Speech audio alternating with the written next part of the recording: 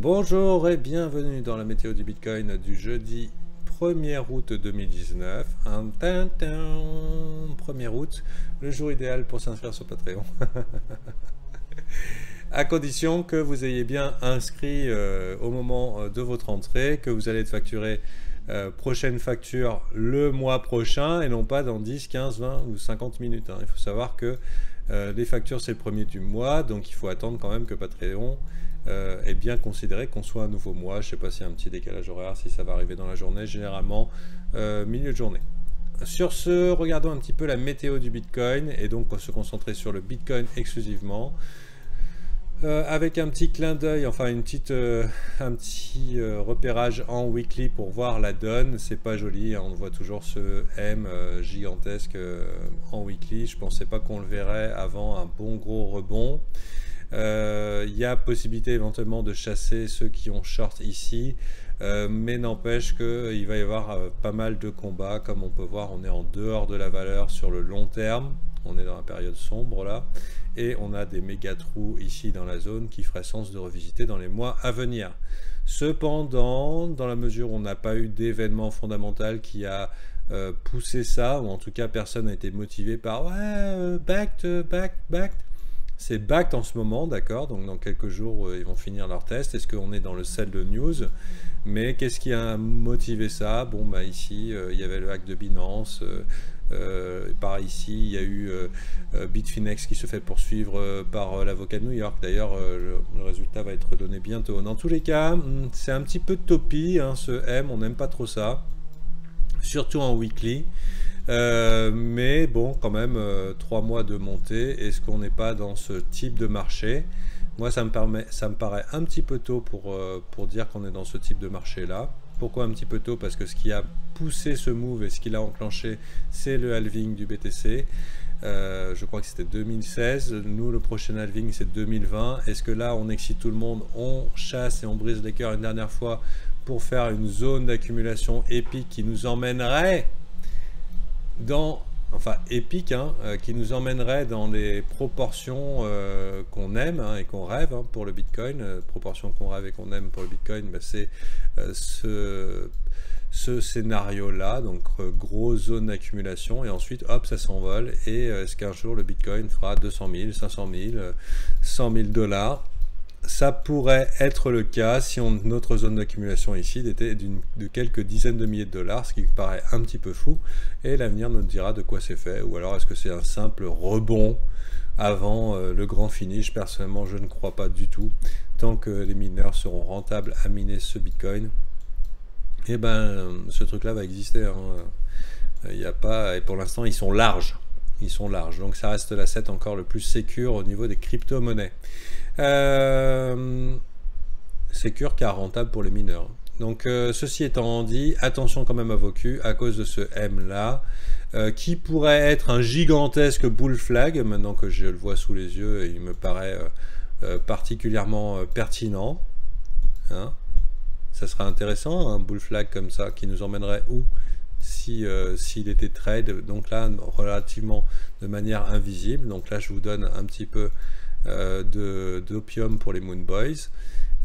Ça nous ferait quelque chose comme ça, hop, avec une target qui nous emmènerait ici si on venait à percer par là, et c'est très bientôt. Est-ce que on verra si ça a été un petit call précurseur, disons, tendance haussière confirmée, prolongée, fuck tout le monde, en plein la structure de ce M, la target, oui bien sûr, la target, pardon. Chez nous on dit target, hein. Et bon, cela dit, il est là. Si dans votre plan il y a trade les bull flags, eh ben il y en a un. Il n'est pas confirmé, on attend que ça sorte. Comment ça se passe pour trade un bull flag? C'est on attend qu'on perce, on attend donc une clôture en dehors de cette chose-là, et on met notre stop en dessous le lot ici, pour éventuellement un risque récompense de 5 pour 1. Oh là là, mais Fantasio, t'as eu tort, c'est pas monté. Ouais, mais je peux me permettre d'avoir tort 5 fois sur 6, enfin une fois sur 5, et de gagner quand même de l'argent. Donc c'est type pas beau ça. Parce qu'on fait du risque management, la gestion du risque. Alors moi, personnellement, je ne traite pas les bull flags. Mais en tout cas, c'est pour vous initier un petit peu à la mentalité du trading. Ceci étant dit, nous allons passer tout de suite en daily et regarder un petit peu ce qu'on voit. Donc d'un côté, plusieurs possibilités en weekly. Donc M, attention, vos Q, ça sent très très mauvais, mais possibilité de bull flag. Si on perce et qu'on clôt à la hausse, il y a peut-être un petit peu d'espoir encore pour les bulls. C'est marrant ça, que ça nous emmènerait juste à tester ici la résistance, ce bull flag. Intéressant, hein, considérant que ça c'est un peu overextend. Très bien, on efface tout et on recommence. On constate que le MACD va pas tarder à traverser la ligne 0, donc plutôt positif. Que hier il y a eu, comme attendu, un gros push. Le chart était très très bull en 4 heures. Donc voilà, upside et le right side hier. Certains ont attendu pas mal de confirmations. C'était très dur à prendre ce trade en longue. Mais la divergence était là, pam pam pam, bien overextend, bien confirmé, avec ici un W dans un W, et pium, ta ta ta, ici tout le monde a FOMO, et j'ai l'impression que c'est la punition dès ce matin. Surtout qu'on est resté un petit peu là, donc les mecs ont pris leur position, short, long, etc. etc. J'ai bien l'impression quand même que nous sommes, même si la tendance globale est baissière, plus bas sommet, plus bas creux, plus bas sommet, plus bas creux. Ah, là on commence à résister et là on commence à inverser, on pète le plus haut sommet, on le pète, on continue à faire un plus haut sommet. Donc en tout cas sur une petite tendance court terme, la tendance est haussière. Court terme, parce que le long terme, n'oublions pas, M en weekly, M en daily, on peut très bien faire comme on a fait là, vous voyez ce W là, et non, fuck you. Donc est-ce qu'on est dans le type de marché non, fuck you? J'en sais rien. J'en sais rien parce que pour l'instant, vous voyez, au niveau du MACD, il va falloir un petit peu plus de temps pour éventuellement avoir une divergence baissière. On a eu quand même un sale M ici en RSI qui laisse supposer ce petit top là. Mais dans un mouvement haussier comme ça, le trade probable est d'acheter les dips. Et je pense que tous ceux qui ont été en disbelief et qui ont refusé d'acheter ça, sont en train de shorter ça en disant ah là là, une résistance. Alors ok, je suis d'accord que c'est une résistance, mais nous avons affaire au Bitcoin. Petit drop, maximum de shorters qui rentrent dedans, paf, on vient éventuellement taper et on pète la résistance, chasse au stop, et ensuite quand tous les shorts ont été rect, là on dump. Ce sont des possibilités. Dans tous les cas, attendez-vous à des fuck moves, c'est comme ça que fonctionne le Bitcoin en ce moment. Il se met en position, attend que tout le monde prenne la position. Les plus nombreux actuellement sont les shorts. Normalement, ça serait soit on vient péter les shorts et on dump, soit on va péter les longs et on long. Donc là, c'est au pif. Globalement, il faut faire la chose à l'envers. Personnellement, je serais de tempérament ici à dire que long side is toujours the right side et que pour ceux qui n'ont pas chassé vont être récompensés. Et on ne chasse pas des marchés qui montent. On achète le dip. Est-ce que le dip c'est ici? Premier arrêt 0,386. On va voir. Ça me paraît un peu 1,0382. Non, c'est encore un petit peu tôt. Vous voyez ici l'EMA qui est là. Personnellement, si on fait un classique week off et compagnie, vous voyez, c'est ici normalement qu'on vient test. Ça nous emmènerait quoi? 0,5. 0,5, c'est pas fabuleux. On pourrait s'attendre à des grosses volatilités et peut-être à une vraie punition des FOMO longues avec un point d'entrée retardataire ici pour ceux qui auraient les couilles de rentrer dedans. Personnellement, je pense que c'est le play à faire, c'est d'attendre patiemment le dip et attendre pour l'instant des setups de longue parce que à partir du moment, il y a quand même pas mal de gens à punir du côté short, surtout maintenant qu'il vient d'en s'en rajouter. N'oublions pas le principe suivant, c'est que le marché est là pour punir un maximum de personnes. C'est que la probabilité du côté des moins nombreux.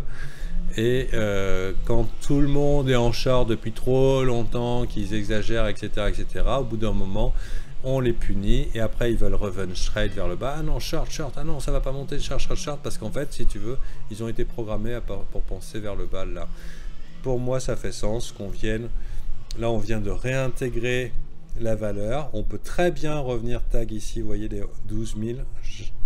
J'étends un peu, ouais. 12 000, c'est pas impossible du tout.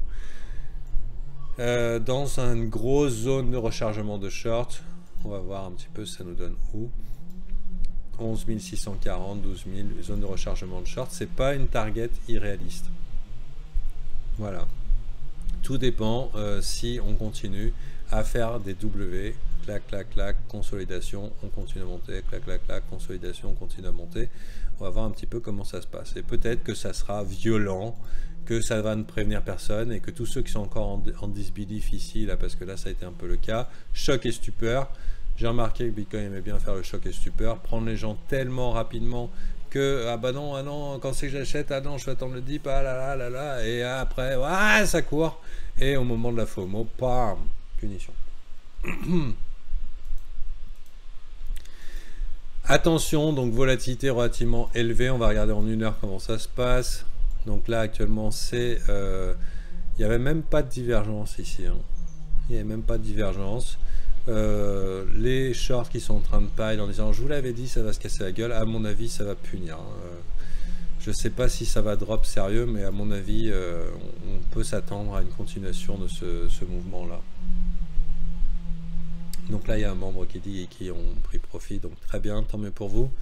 Quelle est la strat, hein, c'est de simplement respecter votre plan. Moi j'ai rien ici dans mon plan qui me dit d'agir. Ce que je veux voir, c'est une consolidation peut-être un peu plus longue, avec un lot, 2 lots, 3 lots. S'il me fait le luxe de faire ça, au moins en 15 minutes, hein, c'est en tout cas dans mon plan, et ben j'irai. La bonne nouvelle, c'est que je vois que j'ai évité le trade ici pendant la nuit. Donc on verra si ça devient... Ah oui non mais le trade n'était pas valide, il n'a pas assez retracé pour moi. Donc à voir ici si ça prend le temps, 15 minutes, d'empêcher les shorts qui sont en train de rage short ce marché pour me faire une petite consolidation. Et je vais essayer de taper dans le long en tout cas. Rider ça potentiellement vers les 11 000 si le luxe nous en est fait. Je sais